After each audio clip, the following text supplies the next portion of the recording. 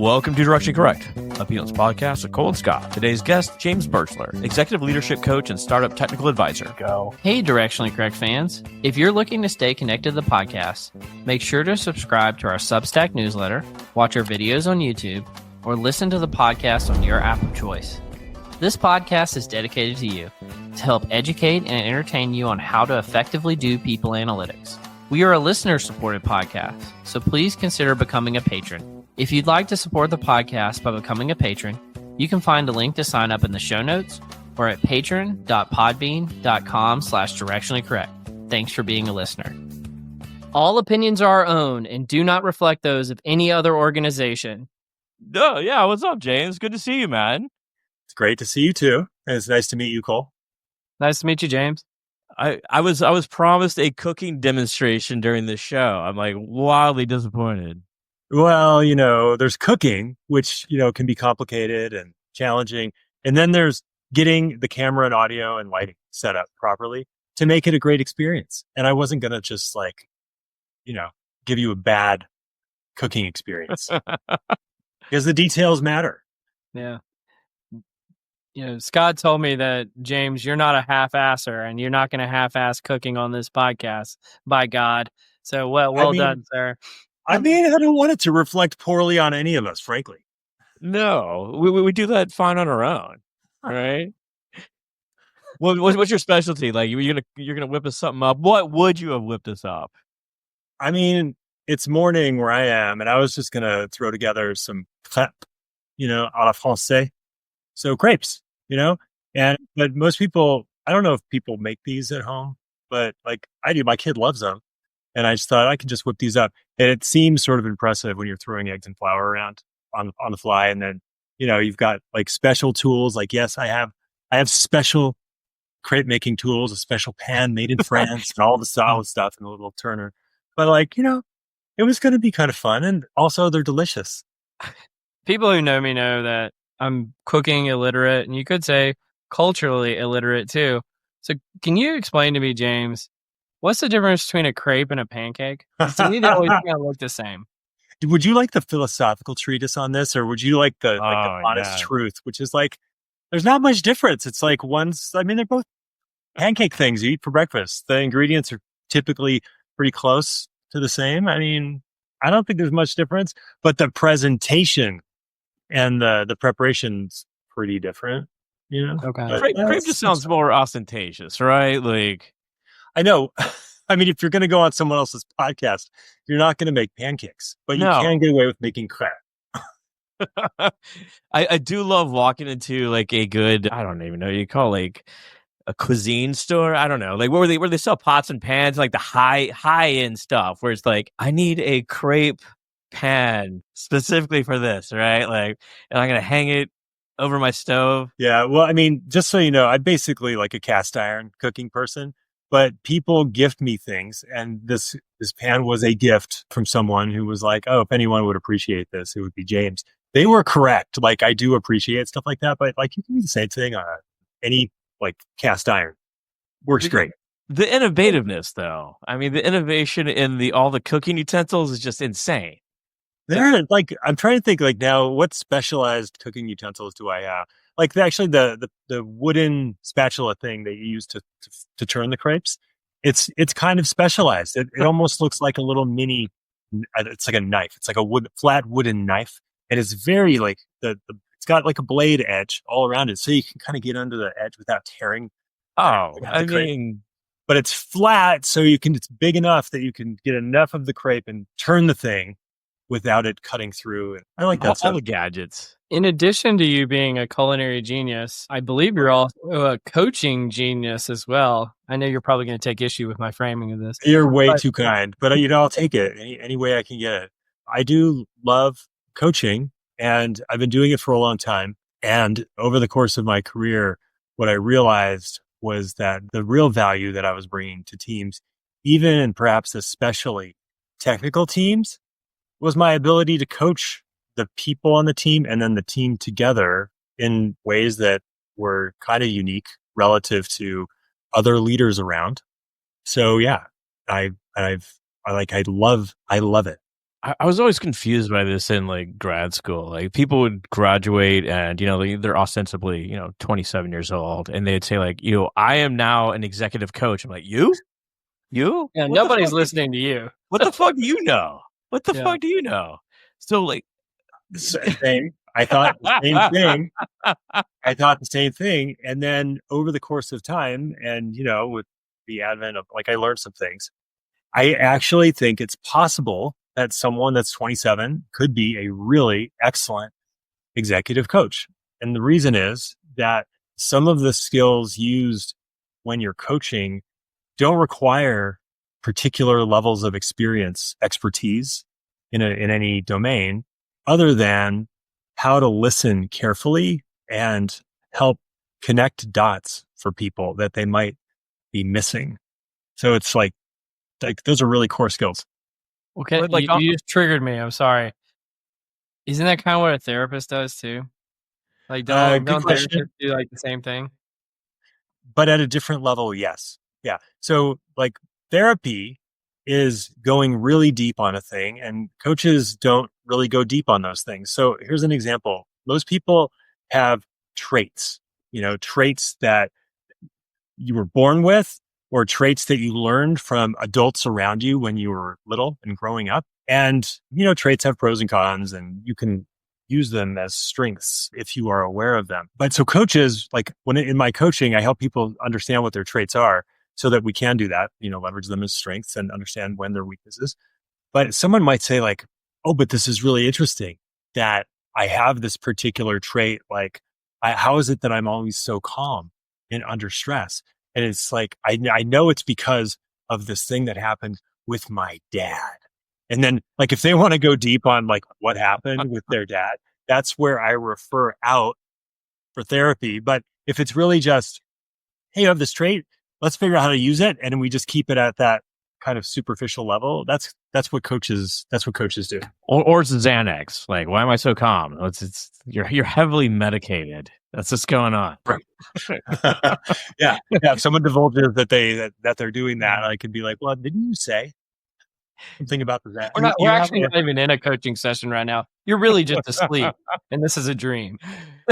You have a personality disorder. Like, you don't feel things. That's what's going on. That's the real truth here. But I met James through a series of interviews around innovation, and I've noticed that I've conducted just a million of these sort of things, and I noticed that people have this reaction oh, I don't know, I don't have anything to say about innovation, and then by the end it's almost like therapy. They're knocking on my door hey, one more thing, and James one of the best people to approach about this subject, just because he had so much to say about the path and where we're going wrong with innovation potential. Where do you see it fitting in, especially with the world of Gen AI and ostensibly we're not that far away from generalized artificial intelligence? Oh yeah. I mean, innovation in general. I mean, how we met, Scott, was really fun because I don't know how you got my name, but I do know that you probably weren't expecting such a leaning in kind of reaction to the innovation question. Because I was like,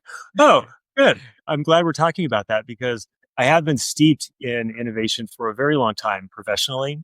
And I think also personally, because I think there's a certain kind of thinking style that lends itself to entrepreneurship and things. But so before I went so right now I'm a technical advisor to a VP of routing and planning at Amazon. Before I did that, I spent 22 years leading technical teams at startups. And one of the interesting things about being at Amazon coming out of that startup and entrepreneurial ecosystem is just seeing how very different large companies innovate or try to innovate versus smaller companies. And you think about what do startups even do and how are they different than a big company? Because startups just don't get bigger and remain a startup. Startups find and invent new things. Yeah. Big companies develop those new things and monetize them and make them efficient and scale them. And those are where you see the management tools that big companies use to just extract as much value out of an innovation as possible versus startups that are just hey, we're trying things. We're trying to find product market fit. We're trying to see what our potential customers or who they even are, but then what are they actually trying to do and what works. And startups are built for that. Well, the good ones are built for continuous learning, continuous iteration, quick, efficient learning and iteration, in a lean startup style. So yeah, I think a lot about, I worked at the very first lean startup with Eric Ries, who wrote the book, The Lean Startup. I worked with him at 2 startups actually. And yeah, so I think a lot about how we can continuously learn and innovate. And I'm excited about the advent of AI. And what you mean, like a tech startup versus like a small business? I think that before mom and pop started the crate store, like they didn't have a small business and they needed to like create a company. And that's kind of a startup. And at some level, maybe, if I were doing this, I'd be like, okay, well, what is the recipe I'm going to use? And is it going to be, am I going to take advantage of the market for gluten-free crepes and pancakes or not? Because like, by the way, if you know anybody though that has celiac disease, you will know that like what a bummer it is for a huge group of people to not be able to go to like restaurants, and particularly breakfast restaurants. So there might be, depending on your brain style, and you can see where I'm going with this as I'm opening a crepe store. I'm like, okay, how can I really be thoughtful about opening this little restaurant? Which for me, that's a startup.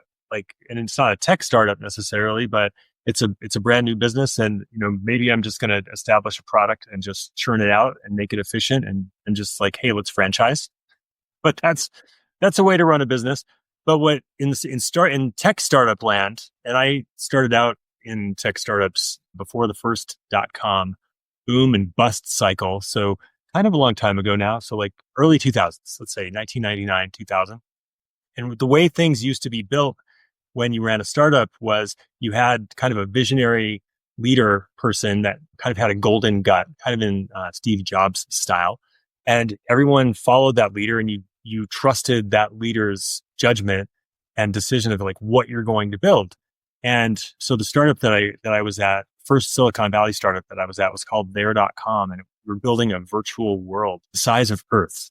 And that turned out to be important because I come from a geography background, and we wanted to use the geographic information system to keep track of all the 3D virtual stuff we were going to build. Anyway, that's how I fell into startups. But the idea was you take a lot of money, you develop your product in secret. So we total stealth mode. It was hilarious. So you develop in stealth mode, and then you get ready for a big bang release of the thing. And it's like everybody's rich and famous. So that was kind of the model. But what there.com did was collect and spend like $250 million without releasing a product really to customers. And we didn't even really talk to that many customers. We were just building stuff that like the founders wanted and thought would be cool. And, but it didn't really work. So when we started testing it out in friends and family, people are like, it's kind of fun to have an avatar that has a jetpack and I can fly around and shoot paintballs at the other people flying around. But like when I want to go somewhere, why do I have to fly for 6 hours? Because remember, the thing's the size of Earth. And we built in functioning physics, which was a lot of hard math and a lot of complexity to manage. So like when you shot the paintball, it would lose altitude with gravity, which, you need that. Why? You need that, man. Like customers that just want to have fun in a virtual environment really don't care if the physics. Yeah, I was like, you guys spent way too much time on that. Yeah. And so anyway, so it was a great way to burn up $250 million and not release a product to customers. And so that was kind of like the crucible from which the lean startup idea came from. And Eric, who is a genius, was like, hey, what if we just try to get contact with customers quickly? And so there's this gentleman, Steve Blank, who wrote a great book called The 4 Steps to the Epiphany. And it's really about customer development. And the shorthand is get out of the building and talk to your customer. Yeah. And so we were thinking like, what if we talk to customers right away? And instead of just building and building and building for years and spending hundreds of millions of dollars, we could build what customers actually need to like get whatever job it is done that they're trying to do. And so that's in a nutshell, the first part of lean startup. The next part is how can we take a hypothesis and test it based on, data that we got from customers, and then decide what we're going to do. Were we correct in our hypothesis? Are we going to move forward? Or are we going to pivot and change? Or are we going to kill that idea because that was a terrible idea and then move on to the next thing? And so that's the more of the genius part of Lean Startup, was taking what is essentially the scientific method and applying it to product development. And so the faster you can go through this loop of build, measure, learn, you will eventually and more quickly find your product market fit faster than like that process that I described, where it took years for the company to build all this crazy technology and then never validated it. So by the time we got to the point where it was like, oh, maybe we should try to sell this to customers, it was too late. Yeah. But the visionary leader was very visionary. Just like you could listen to the CEO and the founders talk about this concept, and it was just like, you were like, yes, I will follow this cult. Yes. I mean, partly anyway. I think so. I think it helps to be able to tell a good story. How's that? And so I think if you naturally have kind of a storytelling kind of skill, you probably come off as visionary. Like, I can tell great stories about things that I really care about and I'm passionate about. Like Scott knows, and that Cole, like, let's just like open up the innovation discussion topic just for a second, and I can go for like a day without taking a breath. So I think it does help to be able to tell a good story about your product and where you want people to be coordinated together to try to do something that is really hard to do by yourself, which is really why humans tell stories. I think that what you said there is like really critical as far as like you can be a visionary, right? And like have the greatest idea and like sort of like a, Steve Jobs or whatever, and like wear your black shirt on stage. But like trying to get the team below you to do that is critical as well. And I know you developed the CAMS framework. Does that fit into like developing startups? Well, yeah. I mean, I think it does. So the CAMS framework is a coaching framework, and all it really does is just help kind of disambiguate and clarify what are the modes that you can be in when you're coaching. And one of the articles that you guys pointed me to actually talks about some of the lack of frameworks and lack of structure in coaching. Yeah. So CAMS actually helps with that by just defining like, look, there's kind of a coaching mode, and there's an advising mode, and there's a mentoring mode, and there's a supporting mode. And each of those has different levels of or telling and curiosity or asking. And like real coaching is low tell. So it's non-directive. It's low tell, high ask. So when I'm coaching somebody, I'm just asking a ton of questions, and I don't really tell them to do anything. And in fact, when I'm coaching with someone and I deign to offer something close to advice, the light just goes out of their eyes, and they're just like, what are you like, why are you interrupting essentially the story that I have, my story world that I'm sharing with you, coach? Why are you interrupting that with your context and your story? Like, that's not what I want right now. And so that's my brain with your ideas, man. Get out of here. Yeah. And so real coaching is like, it pulls some ideas from a person, taking advantage of like all the context that you would have, Scott, and helps you see like, oh, wow, I do actually probably know some things I can do next to make progress on this thing that's important to me. So that's coaching. And, the other modes are, advising mode is the high tell, low ask mode. And so some people, I have clients who are literally like, look, I'm paying you for your experience and I want your advice. I want to know how you think about this problem. And I'm like, well, I can do that. However, I will always try to redirect them to like, well, what is it that you like? Why do you want this advice? And what is it you're trying to accomplish? Because my context that I have based on, I have 25 years of experience leading technical teams, but unless my context very closely matches like in my, my past experience matches whatever the current context is, it's a challenge that somebody's trying to get through. Like the advice is worth, the joke is here's my advice. It's my 2 cents. It's worth every penny. So that's the advising mode. But sometimes like if there's a dumpster fire happening, like I'm not going to go take somebody through a bunch of questions and try to help them like see like, oh, the fire extinguisher, it's like right there. I'm going to be like, look, here's the fire extinguisher. We're going to put that out. And then in a calm moment, just following, we're going to get right back into like deconstructing, like how did that happen? And then how do you change your, approach to things so that you can manage these things yourself and notice kind of like the fire, and like, so those are two of the modes. Mentoring's kind of in the middle, and supporting, just to call it out, is kind of an important one. Supporting is like in a non-judgmental way, helping people feel seen and validated. It's like, wow, you are really working hard through a lot of challenges. Like you really are working hard. I'm just noticing. So Eric Ries, he was actually an investor for a startup that I used to work for, which was kind of cool, small world. And you mentioned the lean startup.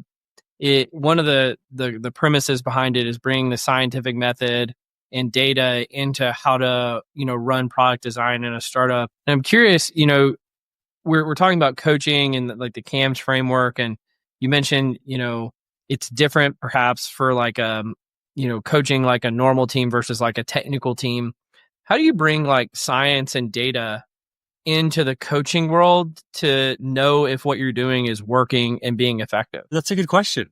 I think a lot about AI as kind of a technical approach to coaching. And I think about what kind of data can you collect from coaching clients to know, like, were you actually effective? And then how can you trace that back to some of the, modalities that I would use as a coach to know if they were, effective modalities. And what I find in my coaching, my individual coaching, executive coaching, and in coaching and leading teams is that human connection, call it intimacy, is like the most powerful thing that a leader or a coach can leverage. And it's related to trust. There's some, you can look up all kinds of interesting research on trust. One of the references that I use is this book called The Trusted Advisor. And they have this thing called the trust. Do you know it? Yeah. They have the trust equation, right? Yeah, I actually have it written on my whiteboard. It's credibility times reliability times intimacy divided by self-interest. Yes. Yeah. And so as you will recall, the research indicates that like, yeah, you can have credibility and reliability. And I look at like, yeah, AI agents can definitely be credible and reliable for sure. But how do you get intimacy? Because intimacy is one of the high leverage parts of the trust equation that is probably also the most difficult for some people to take advantage of. And self-orientation is the other one that's high leverage. Like, so like staying focused on the team and others and not yourself is a skill for a lot of people to develop. But those two things, intimacy and low self-orientation, are very, very powerful in establishing trust. And so what I found, to get back to try to answer your question, is just by being a human with other humans, the feedback is like crazy positive. Like people want me to lead teams. People want to connect with me and, ask me for advice or be coached, because all I'm really doing is helping them feel seen and heard in the ways that they want to feel seen and heard. And this goes for people or teams, and people love it. And so, for example, when I joined Amazon, it was to lead it was really to like see what kind of innovation and startup things I could bring to a large scaled part of Amazon, while learning like, hey, how does Amazon do operational excellence at scale, which Amazon is very well known for. So it was like a learning thing. And so to start, we plopped me into the middle of this team called same day delivery. So it's the technical team that writes the routing software and the planning software to do Amazon's fastest delivery methods, which, for a while was, growing very, very quickly. It still is. And so I got in there, and all I really did was say, hey, what's working, what's not working, and what should we be doing differently with the team and with the stakeholders? And then people were like, wow. And then I would repeat back, like, here's what you all said are the challenges. And here's what you also said would relieve the challenges. And so let's do that. And the team's like, we can't do that. Why not? Oh, well, there are all these competing needs. And like, it's like, there's no way we could do it. We'd be in some form of trouble. I'd be like, well, look, I'll be your heat shield. That's what I'm here for. and you just do the right thing, and I'll take care of any of the heat. Well, no heat came because what the team really did was just focus on improving their own infrastructure and their own tooling. And while feeling like really heard, I knew this because Amazon collects data about morale of teams, which went high through the roof with this team when all I was doing what they knew had to be done with its like very little context. And even though we were chatting earlier about the traveling salesperson problem and like my background in geography, and like I didn't have any actual hands-on experience with any of this, either in software or in real life. All I was doing was coming in and just being a human with the team and clearing the way. So everything went great, and so great that the wider team was like, "Hey, could you do this for all of the routing? So take on the whole routing, the larger group of professionals, working on the routing stuff." So I did that, and it was following that, which all I was doing was basically the same thing. And then that's when I was, asked, "Hey, could you be a technical advisor?" Which in Amazon is kind of a big deal. So yeah. So did I answer your question? It's really like it's very relationship oriented, right? Like, and I think that's the name of the game moving forward as we become more like AI focused, this sort of stuff. And like even in my own interviews, like I mentioned to you a while ago, you start talking to folks, and by the end of like 30 minutes, they're like banging on your door, like, "Hey, I got more to say. Got more to say." Yeah, totally. Yeah, it's human connection and relationship building, and I think more and more about storytelling, and people have studied storytelling for a long time. There's a great book, a couple of great books, a few off top of mind because I've been reviewing them recently. One of them is called The Science of Storytelling by Will Storr.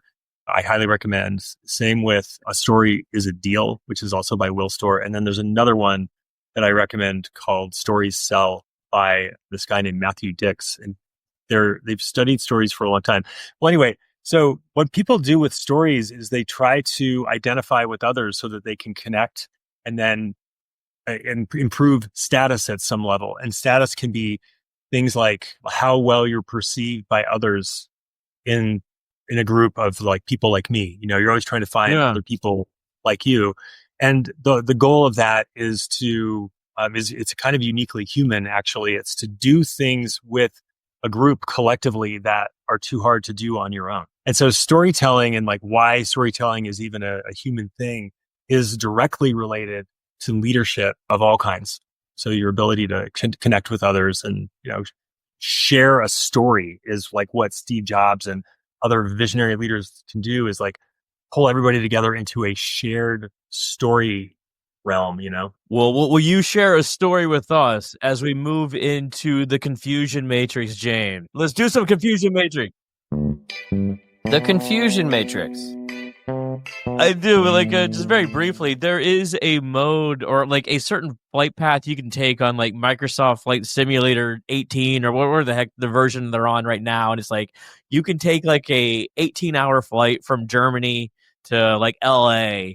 And it's like one of the missions, and it takes 18 full hours on your computer. It's an actual simulation that you take a flight. All right, this is a direct ripoff of the Off Menu podcast, which I absolutely love. Because you're a chef, James. So welcome to your dream restaurant. Okay. We got some questions here, you can choose from any meal you've ever had in the past. But we're going to start with, how are we starting the meal? Still or sparkling water? I think it depends on if it's my restaurant, even the still It's your dream water. meal. This is like a prison meal. Okay. Yeah. I'm probably going to have both. Prison meals can be terrible. Yeah. A last meal in prison. If I were doing like my last prison meal, I think I would end up buying a lot of extra time on the planet because it would take so long for people to figure out how to create and make all this stuff at the level of quality that I would want to do it. So I'd be starting with probably both still and sparkling. Oh, but the still water was probably going to be like RO water, like reverse osmosis, or something like really pure. So it's not going to have any chlorine or anything like that.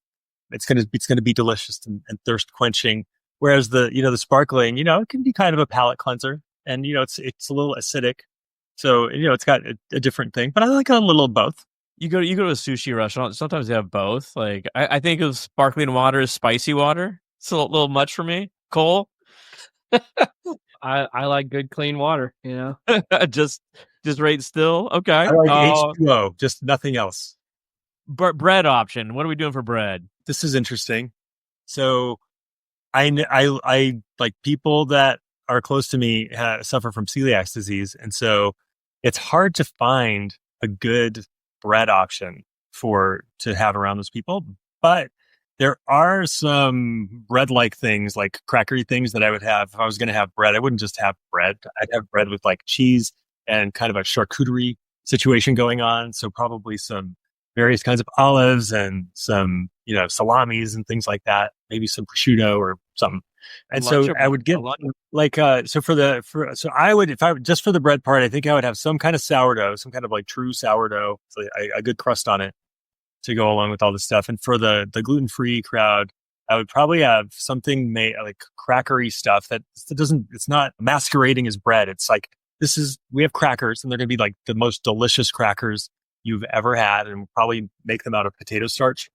And you're getting serious now. Yeah. So a potato starch based cracker is what I would do for the. What are you rocking, Cole?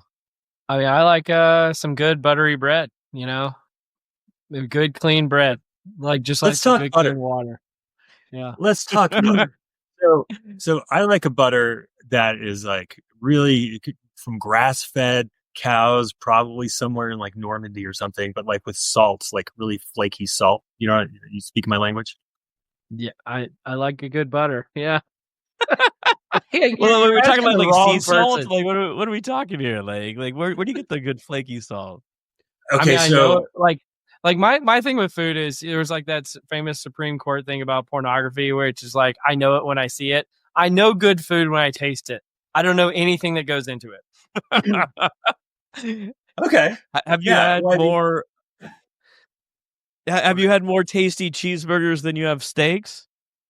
I mean, I've had good cheeseburgers. Anybody? Yeah. Steaks. I mean, what was that? I just made cheeseburgers last night, and so I've just switched to a like pure oak charcoal kind of approach, but supplemented with, and this is something I learned at a wedding long ago in Bordeaux, France, which was if you barbecue on some kind of interesting wood, like this group had large format wedding, they literally dug up the earth and put down grapevines that had been seasoned, dried out. Okay. And they barbecued everything on grape wood. I mean, it was like insane. So I have rosemary and thyme growing in the garden. And so I throw that like a little like a luau situation where like you bury it in a pit? No. It was like they burned a ton of grapevines and then threw like essentially not chain link fence, but like, chicken metal fencing over the top of it, right on the ground, and grilled like, enough lamb for a couple hundred people. It was amazing. Damn. So, but anyway, the takeaway there is, adding some fresh rosemary and some fresh thyme to the barbecue situation is win for sure. Final one, very quickly. Like, what's the main dish that you're rocking for your last meal? Your dream meal, not your last meal. Your dream meal. So this is kind of funny. I could think of a lot of things, but I have recency bias. Yeah. So here's the answer, and it's something that I just made the other day. I really wanted. You ever had a rotisserie chicken from a rotisserie chicken truck? So I spent a lot of time around France and south of France, and they're all at every farmer's market. Somebody's got a rotisserie chicken truck, and the chicken is totally delicious. And I was like, okay, I'm going to recreate this somehow. And it was just like random. It was like 4:00 in the afternoon, and I was like, oh, I'm on the hook for dinner. What am I going to do? So I had a whole chicken, and I was like, I'm not making plain roast chicken. But plain roast chicken is a classic thing to get a bunch of foodies together and just be like, let's compare just like roast chicken. Just your only ingredient is salt. So I used, but for this though, I needed salt, rosemary, paprika. What's that? No rosemary. But not in this one. This was a little bit of ground fennel, coriander, white pepper, black pepper, thyme, paprika. Paprika was a surprise for me. I wasn't expecting that. And there's one other thing. I hardly ever use this stuff, but like dried garlic and dried onion powder, are Yeah. there's just something about those. So anyway, I did that all. I didn't marinate it. I just threw it all together, coated the chicken with it, and threw it in an oven. And this was interesting at 250. Okay, so because I knew I Low had and slow. had Low and slow. very low, yeah. And so I put it in at 250 for like 2.5 hours, and then got it up to temp. Because I just come a stickler about 165 on the chicken. So Yes. and then let it rest for 20 minutes.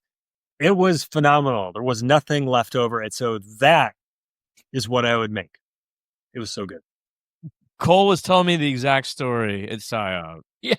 Can't get me to stop talking about it. Wow. I don't know. Scott, I want your answer, Scott. So what would your final meal be? Boy, there's so much good like Texas. I'll say multiple things. Some like fantastic like Texas barbecue, like brisket from like Terry Black's maybe, coupled with a chicken fried steak from Texas Roadhouse. There you go. Yeah, and a buttery, Dr. Pepper. Give me Dr. Pepper. Those buttery bread that they have at the Texas Roadhouse. Oh yeah, I want the buttery bread with the cinnamon butter, as well as the butter biscuits from Red Lobster, cheddar biscuits from Red Lobster, and I want to dip it in their like champagne vinaigrette dressing, and give me a molten cake from Chili's at the end. That's high. I love it. Why not? Pulling it all in. Why not? Oh yeah. Oh well. And the water, I'll take water from my parents' house, who they live in deep East Texas, but they have a well straight to some aquifer, and their water tastes fantastic. There you go. Isn't it my treat meal? Water. Cole, hit me with yours very quickly. Oh goodness, I would probably do some OMG tacos. That's my recency bias. We had those the other day, and it's just this taco place that's close to where I live, and it's like just really freaking good. And I don't know. I'd just probably get some taco. You can't beat a good taco. I mean, But you want to do some nerdery? Let's do it. The nerdery. All right. Well, do you want to kick us off, Scott? I couldn't pull it up because of firewalls, but the have humans pass peak brain power. Yeah, James, did you have issues with this one too? Accessing this one? No, I got it. Oh, you guys sweet. I gave Cole a dodgy link. I apologize for that. We won't get into any more details beyond that. But like, I have some bad news for you, or at least disturbing. So, a recent study shows that there's a widespread decline in cognitive abilities in, concentration, verbal reasoning, numerical reasoning, etc. And they think it might be linked to our consumption of digital media. So the decline started around 2012, and this decline across all age groups, not just like our youngest population. And the biggest decline really happened between 2012 and 2018. So it's not just pandemic, we forgot how to actually think. There's notable declines in difficulty concentrating and difficulties in numeric reasoning, a 25% increase in people that say they can't reason numerically in developed countries. And yeah, I don't know how we come back from this, honestly, because it feels like the train's going down the track. What would say y'all? So I don't know if this was like really scientific or not, but I think something came across my feed this morning that they were saying how, because we've covered in the past the Flynn effect, that was showing that intelligence was going up, and then more recently it's plateaued and I guess is going down now. But they actually found that it's not true. And it was just that what was being measured changed. And so, again, I don't know if there's any scientific backing to what I'm saying right now. But basically, they were saying like how they used to measure like hard things, and then they measured easier things, and therefore the scores went up. And then they started measuring more difficult things again, and now scores started going down. So I don't know if that overlays with this at all. It's like when they changed the BMI rating for what obese is. Like, people are no longer obese. Like, hell yeah. Yeah, I'm no longer fat anymore. Thank goodness. What do you think, James?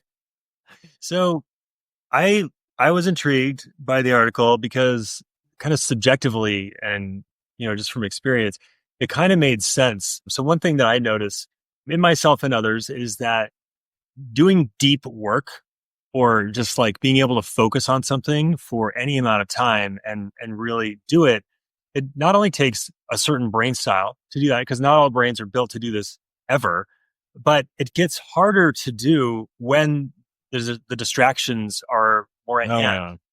Okay. So, which kind of like it intuitively makes sense that if you are, browsing stuff, scrolling and whatever, it's just so easy to just get a little snippet, a headline, and then go to the next headline. And you're not really going deep on things. And next thing you know, an hour has passed and you haven't really thought about anything because you keep getting pulled into these other topics. And so that made sense to me. And the part in the article where they called out, like, they're measuring a decline in verbal information processing, attention. I took notes, by the way, working memory and self-regulation. That kind of made sense to me. There's been some research done about how many thoughts people have.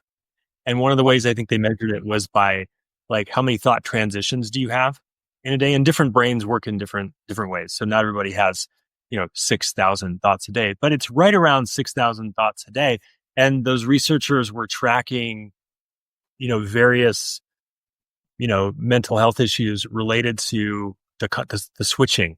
And the higher the switching was correlated with a few more mental health challenges. Okay. So I was like kind of connecting those dots going like, well, how interesting.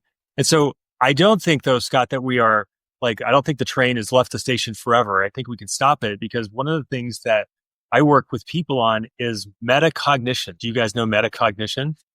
It's like thinking about how you think.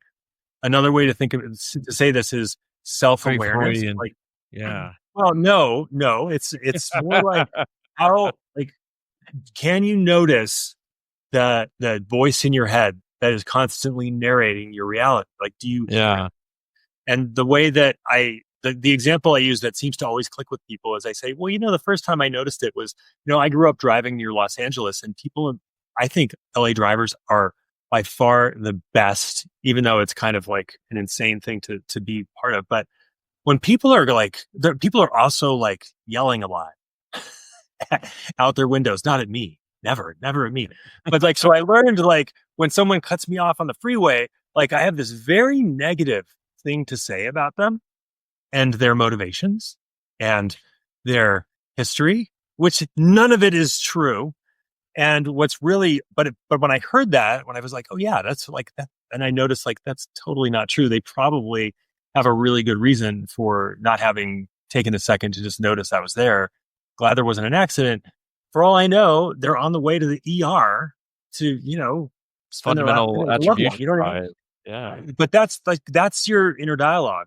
And so if you can notice that means you can then, instead of reacting, like in the moment, you can thoughtfully respond to what's happening.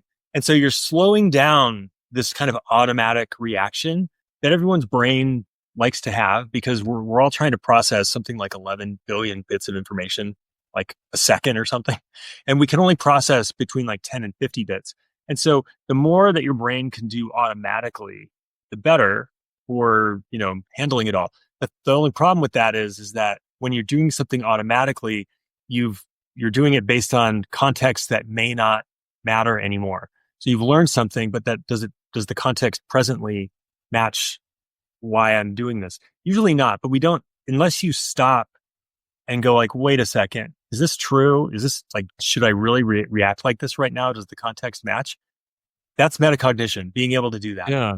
Having self-awareness. And so by noticing like what's happening while you're like doom scrolling for hours, like you can be like, wait a second, I'm not thinking, I'm just scrolling. Let me make a choice here, a conscious choice to do something else. And so I really think that if we can help people be better at and have a more enhanced self-awareness, better metacognition, I think you can kind of reverse things and go like, you know what, I'm going to consciously choose to do some deep thinking right now. Yeah. So, I know somehow, somewhere, Tillman Sheets, which is Scott and I's advisor, screaming in agreement at the podcast about metacognition, because that's where I learned about the concept from. But I always know that if somebody cuts me off in traffic, they're a jerk. But if I cut somebody else off in traffic, I have a good reason. Yeah. Like that. That's how it works. I will say, like, as a self-admitted doom scroller, I see a lot of people a lot of people, particularly young people, talking about how they have ADHD and like how they can't concentrate. And like, is it chicken or the egg? Like, are they creating more people that, claim that they have ADHD by saying this sort of stuff? It's probably apocryphal. There's like a social contagion to it or something. Yeah, exactly. It's kind of cool to, claim that you can't concentrate, sort of thing. Better than the insidious version, which is you're being programmed to not be able to concentrate. Well, I mean, that could be happening too. Like, apparently, like TikTok in China has a lot more like STEM sort of content involved, like actual like thinking sort of engagements. But Steve Jobs and, oh God, Bill Gates here in Seattle, apparently they once said like the key to success is just straight concentration, being able to focus on things. Yeah. Which I guess I believe that. Like we see that in lean manufacturing. So lean startup came out of lean ideas from manufacturing. Yeah. And the ultimate lean manufacturing situation is called single piece flow. Because the Toyota production system and the Andon core and all that stuff. Yeah. So if you could do I used to work at Toyota. Excellent. So he's a factory worker. Yeah, so you get it. And so like we use these with teams to do things like, hey, can we not have like 11D projects going at the same time because we make little progress on any of them? And can we just get one thing done and just get it really done with high quality? And that's where we can use that sort of lean concept of just like, hey, let's work on fewer things and have higher quality. So, yeah. Absolutely. Well, let's hit you with the next nerdery article. So, article from Frontiers in Psychology called Workplace Coaching, a meta-analysis and recommendations for advancing the science of coaching, which I kind of alluded to earlier. The thing I just absolutely love scientific articles that have kind of funny results, in my opinion. So what did they find? At the highest level is just coaching is related to achieving positive organizational outcomes. And it kind of doesn't matter what you do. Just do the coaching. So what doesn't matter is it process facilitation based or outcome and goal setting based? It doesn't matter if you're focusing on effective outcomes, cognitive outcomes, skill-based outcomes. It doesn't matter if it's face-to-face or virtual. It doesn't matter the number of times you do it or the total hours that you were doing it. It doesn't matter if the source of evaluation was self-report, supervisor, or subordinate. All that matters is just do some coaching, and it's related to positive outcomes. There's no statistical differences amongst any of the different kinds. And I thought this was hilarious, but also informative. So I'll tee it to you, James. How did you react to this one? I had a similar reaction. I was just like, really? Does it not matter? But since I think about this stuff a lot, I realized one of the things that coaching gives people is that human connection and that ability for a person to feel like understood and heard. And I think that's like a through line through all of this. So no matter what mode you're using, you are a human connecting with another human, leveraging context and, being able to intuit when, like, I think really good coaches know how to flip between what I call those 4 modes, which, maps to some of the modalities in the article, but like flipping between, when do you coach? When do you advise? When do you compare experiences through mentorship and see what learnings there are? And when do you just simply support someone and just, create space to be together and notice like, wow, that was really hard what you did. So it's a human thing to be able to do that versus, and I think a lot about like, hey, is AI going to replace coaching? Yeah. And kind of because of the trust, because I think the trust equation is really an insightful tool. Like, I don't think so because of intimacy. Like, it's a very different thing to connect with a human because we've all, for thousands of years through evolution, just like connecting with other humans is a very human thing. I think it's going to be hard for machines to replace that kind of, like, I make a decision in a coaching session to stop somebody because I notice that the look on their face changed when they said a particular word and it was clearly meaningful for them. And that is a moment to just like pause everything and sit with that for a second. Whereas I think maybe someday a machine can do that, but I think that's still a fair ways off. I've seen like several of these sort of like coaching bots sort of be thrown out there, and like I've had the similar reaction. Like you really need, as we come more down the line of everything's artificial, I think that the value of someone real is going to take on exponential value. Like be it like a real human connection, or be it like a real video that you can watch and see, or what, or a real podcast where people are, they fuck up when they talk and all this sort of stuff. Tangential point, I had a realization like early this week. Like I use ChatGPT on my home computer, and like it just one day just popped up. It's like, hey, we can now memorize everything about you. And like, you are Scott Hines, you're a network analytic IO psychologist, and you do innovation research, and you do all these, like, you love Star Trek, and you all this sort of shit that I've, plugged in the past, 3 years or whatever. And I was thinking like, damn, like all growing up, you would watch these movies and it was like, Hal from 2001 Space Odyssey, or like, I don't know, fucking like Rosie the Robot from Jetsons. And you're like, I would interact with that personality of AI. They have their own personality. I have my own personality. But what the AI is doing is kind of like being a reflection, like a mirror, is kind of seeing how you are and kind of being a mirror of back of what you put into it, which is unexpected, at least. Well, it's kind of weird if you think about it. Yeah. You don't get Rosie the Robot. You get the AI from her, which is more of like highly psychological, highly analyzing you all the time. Exactly. But not necessarily an independent persona, which is, I think, what you're saying you want to engage with. No, I'm not saying what I want to engage, it's what I expected to engage with. Okay. Yeah. I mean, I guess I have this like thought train anytime I'm interacting with an AI agent is like it's not a real human, right? And I like, do they really, like, this thing doesn't actually care? And I think care is a word that, like, I think is important for humans, because like, does anyone really care?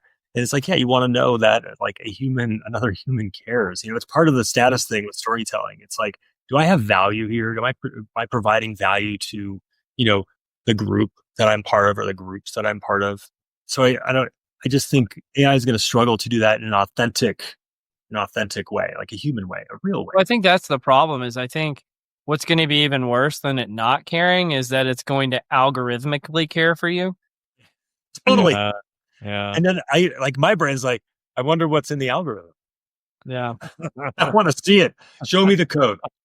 You want to hit us with the next one, Scott? This one we carried over from PsyOp because we ran out of time that time. We all love to vent about our coworkers and whatever. So obviously that's an expression of negative emotions to coworkers. It's common, right? But like no one's really researched it. So what they did is they conducted 2 experience sample studies on how people react to people venting to them.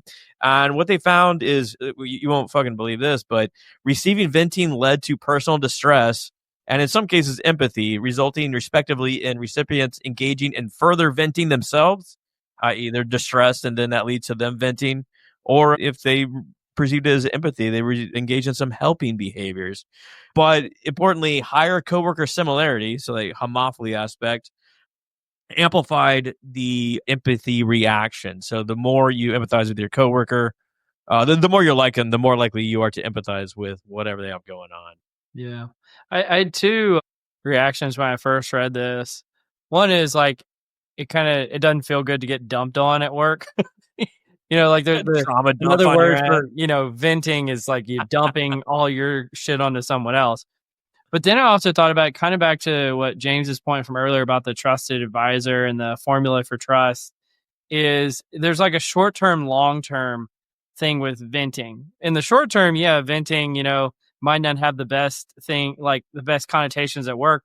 In the long term, I bet you I'm closer to that person, right? Whether or not I received the venting or gave the venting or both, I probably have a higher level of trust with them because I know they're willing to kind of open up about something, and again, like, Totally. be intimate in that way in the workplace. is social cohesion. And for me, when I saw this article, I was like, oh man, it's storytelling all over again.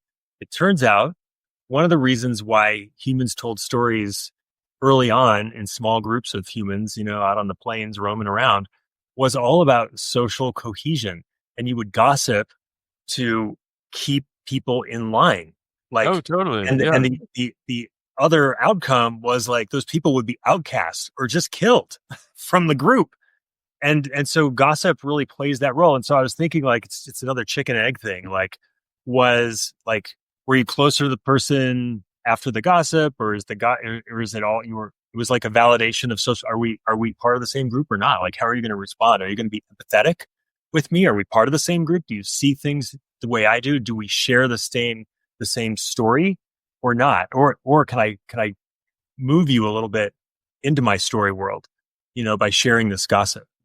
In group, out group, I mean, like, you can just go to a high school and study this sort of like formative behaviors. I think it's Fowler and Christakis in their book Connected. They have like a whole like chapter on the evolution of groups and group membership. Like, some people are like genetically predetermined to be like loners, and like they're kind of untouchable. And so like they can do whatever they want from a gossip standpoint. Like, fuck it, like I'm not going to be socially constrained. But then they lack trust. Right, you're on the outside looking in, and people don't trust you. But I got a story from a friend who's relaying that they were in high school, and something was said where the person was wrong, and like, so two girls getting into it about being wrong, and a third girl came in and said like, hey, sticking up for their friend who was definitely wrong in the situation. Is like, why are you sticking up for her? She's wrong. It's like, yeah, I know, but she's my friend and you're not. And that's it. Like, it's cohesion, baby. It doesn't matter if you got the math problem wrong. It's like, are we in pursuit of truth, or are we just trying to keep our friends? It's good to have friends. Maybe that's a good wrapping point for the podcast. It's good to have your back no matter what, baby. Exactly. Yeah, and here's to new friends. It's nice to be together with you two on a different level than before with you, Scott. We spoke mainly about innovation ad infinitum. And then, Cole, it's been really nice to meet you and get to know you through your food. I know that you guys ever find yourselves with me in the kitchen. I know what I'm making for you both. Oh, fantastic. James, how can folks reach out to you? Should they want to get in contact? Yeah, I've, the eponymous website, jamesbirchler.com is a good place to go. There are links there to my LinkedIn profile, and my coaching philosophy links off to my Substack, which is continuous growth, and my Maven courses where I do cohort-based teaching of some of this stuff. Fantastic. Well, James, you've been an awesome guest. Thank you so much for joining us. You've been listening to Directionally Correct, a People Analytics podcast with Cole and Scott, and today's guest, James Birchler. Thanks for joining us, James. I want to say a big thank you to our new patrons of the podcast, Shane McKnight and John Catman. Thanks so much for supporting the podcast.